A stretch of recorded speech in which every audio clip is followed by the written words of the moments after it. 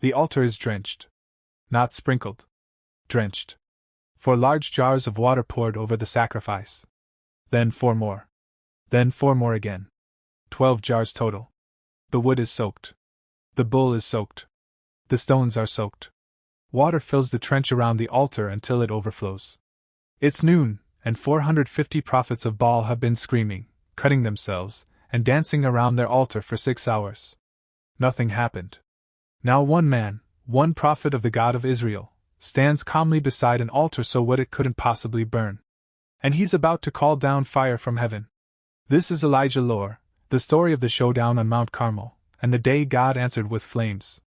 If you believe God still answers prayer today, comment. Fire from heaven. Right now. Israel was dying. Not from famine, though that was killing them too. From apostasy. King Ahab had married Jezebel, a Phoenician princess who brought her gods with her. Baal, the storm god, the god of rain and fertility. Asherah, the mother goddess, worshipped through sacred prostitution and child sacrifice. Jezebel didn't just worship her gods privately. She systematically murdered the prophets of Yahweh. Hunted them down. Killed them. Replaced them with 450 prophets of Baal and 400 prophets of Asherah. Israel followed. The people bowed to Baal. Built altars. Offered sacrifices. Forgot the God who brought them out of Egypt. Then Elijah appeared. No introduction. No backstory. Just suddenly standing before King Ahab with a message. As the Lord, the God of Israel, lives, there will be neither dew nor rain except at my word. Then he disappeared. For 3 years, no rain fell. The drought devastated everything. Crops died. Livestock died. People died. The land turned to dust. Ahab searched everywhere for Elijah. Sent officers to every nation. Made kings swear they hadn't seen him. Called him the troubler of Israel. But Elijah was hiding. Fed by ravens at the brook Cherith. Then staying with a widow at Zarephath whose oil and flour never ran out. 3.5 years. No rain. Israel dying of thirst. And Baal, the supposed god of rain and storms, unable to send a single drop. Then God told Elijah, "Go and present yourself to Ahab, and I will send rain on the land." Elijah went. Found Ahab. And issued a challenge. "Summon the people from all over Israel to meet me on Mount Carmel. And bring the 450 prophets of Baal and the 400 prophets of Asherah." Ahab agreed. Perhaps he thought Baal would finally prove himself. Perhaps he wanted the showdown. Perhaps he had no choice. The people gathered. All of Israel on Mount Carmel. 450 prophets of Baal on one side. One prophet of Yahweh on the other. Elijah stood before the crowd. "How long will you waver between 2 opinions? If the Lord is God, follow him, but if Baal is God, follow him." The people said nothing. Silence. Wavering between 2 masters. Uncommitted. Afraid. "I am the only one of the Lord's prophets left, but Baal has 450 prophets." The math was brutal. 450 to 1. "Get 2 bulls.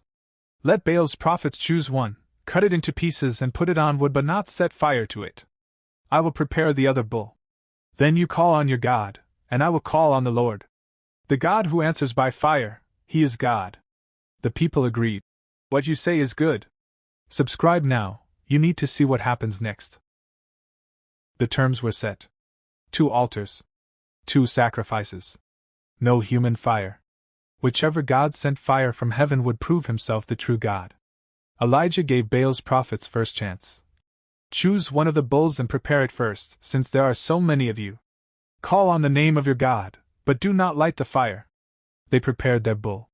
Placed it on the altar. And began to call. "Baal, answer us." From morning until noon, they danced around the altar. They shouted. They pleaded. Nothing. At noon, Elijah started mocking them. "Shout louder! Surely he is a god! Perhaps he is deep in thought, or busy, or traveling. Maybe he is sleeping and must be awakened." The sarcasm was brutal. "Your God is too busy? Taking a nap? On a trip?" The prophets shouted louder. They danced more frantically. Then they began cutting themselves with swords and spears, as was their custom. Blood flowing. Desperation visible. From noon until evening, 6 more hours, they prophesied, they raved, they bled. But there was no response. No voice. No fire. No attention. 1 Kings 18 verse 29. But there was no response, no one answered, no one paid attention. Baal, the god of storms who supposedly controlled rain and lightning, couldn't send a single spark. The storm god was silent during a drought he couldn't end. The prophets collapsed. Exhausted. Bleeding. Humiliated. 12 hours. 450 prophets. All their passion, all their blood, all their desperation. Nothing. Elijah stepped forward. Come here to me. Now it was his turn. Elijah called the people close. Gathered them around. He wanted witnesses. Then he took 12 stones, one for each tribe of Israel, and rebuilt the altar of the Lord that had been torn down. Not a new altar. A restoration. This was the Lord's altar. It had always been his mountain. He arranged the wood. Cut the bull into pieces. Laid it on the wood. Then he did something strange. Fill 4 large jars with water and pour it on the offering and on the wood. They did it. Do it again. They poured 4 more jars. Do it a third time. 4 more jars. 12 total. The water ran down around the altar. Soaked everything. Filled the trench he dug around it until water overflowed. Why? To remove all doubt. To make it impossible. To ensure that when fire came, no one could say he'd hidden coals or used tricks. The altar was drenched. In a land dying of drought, he just used 12 jars of precious water to make absolutely sure his sacrifice couldn't burn naturally. Then, at the time of the evening sacrifice, Elijah stepped forward. No dancing. No shouting. No cutting himself. No hysterics. Just a calm prayer. Lord, the God of Abraham, Isaac, and Israel, let it be known today that you are God in Israel and that I am your servant, and have done all these things at your command. Not, if you're real. Not, please try. Let it be known that you are God. Answer me, Lord, answer me, so these people will know that you, Lord, are God, and that you are turning their hearts back again. One prayer. Calm. Confident. Trusting. Then silence. Everyone watching. 450 defeated prophets. All of Israel. King Ahab. The drenched altar. What happened next changed everything. Hit subscribe before the fire falls. This is the moment everything shifts. Then the fire of the Lord fell. Not a spark. Not a small flame.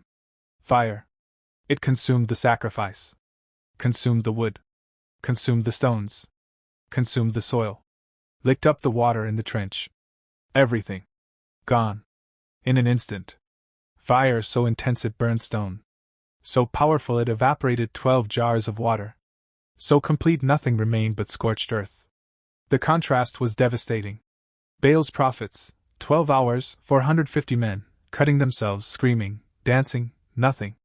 Elijah, 1 prayer, 1 minute, calm confidence, fire from heaven. The people saw it and fell on their faces. The Lord, He is God! The Lord, He is God! Not Baal. Not Asherah. The Lord. Yahweh. The God of Abraham, Isaac, and Israel. The one who parts seas. Who gives manna. Who speaks from mountains. Who sends fire when his prophet prays. Elijah seized the moment. Seized the prophets of Baal. Don't let anyone get away! They seized them. All 450. Brought them down to the Kishon Valley. And Elijah had them executed. Not cruelty. Justice. These men had led Israel into idolatry. Had replaced God's prophets. Had taught Israel to worship demons and sacrifice children. The judgment was severe but necessary. The cancer had to be removed.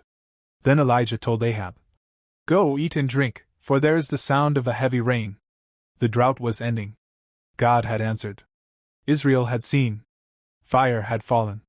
Elijah climbed to the top of Carmel. Put his face between his knees. And prayed for rain. 7 times his servant looked toward the sea. There is nothing. The 7th time. A cloud as small as a man's hand is rising from the sea. The sky grew black. Wind rose. Rain poured. After 3.5 years, God sent rain. Not because Baal answered. Because Yahweh is God. Mount Carmel wasn't just a showdown. It was a verdict. Baal had every advantage. 450 prophets. Royal backing. Popular support. 12 hours to prove himself. And he was supposedly the storm god. Rain and lightning were his specialty. He failed completely. Couldn't send rain during a drought. Couldn't send fire during a contest. Couldn't answer 450 prophets screaming his name for 12 hours. Because Baal doesn't exist. Never did. Never will. Isaiah 44 verses 9 to 10. All who make idols are nothing, and the things they treasure are worthless. Those who would speak up for them are blind, they are ignorant, to their own shame. Elijah exposed that shame. Publicly. Undeniably. One man. One prayer. One God. Fire from heaven. The lesson wasn't, Elijah is powerful. The lesson was, Yahweh is God. The people had been wavering. Trying to serve both. Hedging their bets. Keeping one foot in each camp. Mount Carmel forced a choice. You can't serve both. One is real. One is fake. And fire from heaven settled the question. This is Elijah lore. The story of 450 verses 1. The day Baal was exposed as powerless. The moment fire fell and consumed stone. God doesn't share glory. Doesn't tolerate rivals. Doesn't compete with false gods. He obliterates them. Baal's prophets screamed for 12 hours. Nothing. Elijah prayed once. Fire fell. The altar was drenched. The odds were impossible. The nation was watching. And God answered. Not with a whisper. With fire that burned stone and evaporated water. The verdict was final. The Lord, He is God.